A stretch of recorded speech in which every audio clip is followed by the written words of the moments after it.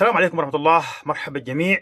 ما تنسانا من المتابعة والشير واللايك على الصفحة. 6 رمضان إن شاء الله ربنا يتقبل الصيام والقيام والركوع والسجود والخشوع يا رب العالمين. الحديث اليوم عن الاتحاد الأفريقي يرفض طلب الهلال رسميا اللعب في ليبيا. طيب، المشكلة كلها إنه الهلال السوداني، إدارة الهلال قدمت طلب للاتحاد الليبي وللاتحاد الأفريقي بأن يحول المباراة من موريتانيا إلى ليبيا. الكلام ده قبل قرعة دوري أبطال أفريقيا اللي أقيمت مؤخرا في قطر. طيب، وافق الاتحاد الليبي على الهلال.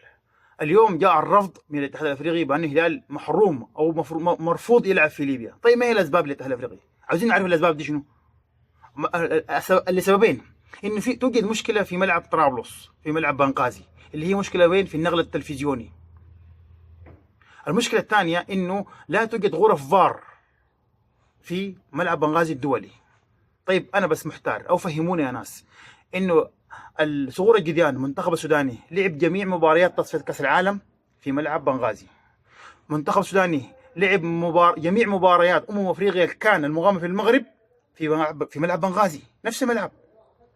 انه صغور الجديان لعبوا جميع مباريات افريقيا المحليين في ملعب بنغازي.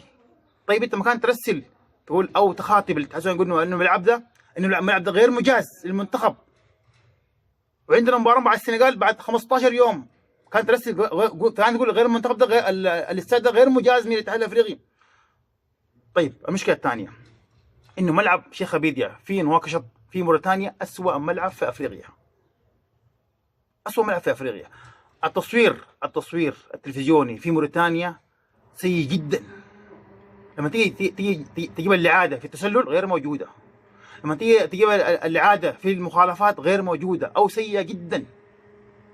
طيب، المشكله الثانيه انه في مشكله عايز احدد عنها، انه الاتحاد الافريقي نفسه لا يوجد فار في دوري ابطال افريقيا. اكبر بطوله في افريقيا لا توجد لها فار، بعلم انه الدوري المصري فيه فار، الدوري المغربي فيه فار، الدوري الموريتاني فيه فار. انه ده اكبر بطوله لك الاتحاد الافريقي، انت ما عندك فار. قصده انه الاتحاد الافريقي يحرم الهلال من الجمهور، والمشكله دي كلها جايه من مدلل الكاف. كيف انا اعرف انا اكبر بطوله في افريقيا دوري ابطال افريقيا لا يوجد فيه تقنيه الفار؟ ما فيه فار. دي مشكلتك انت الاتحاد الافريقي. كم مره نحن طلبنا الهلال يلعب ينقل مباراه، انت رفضنا. المشكله وين؟ طيب، المشكله وين؟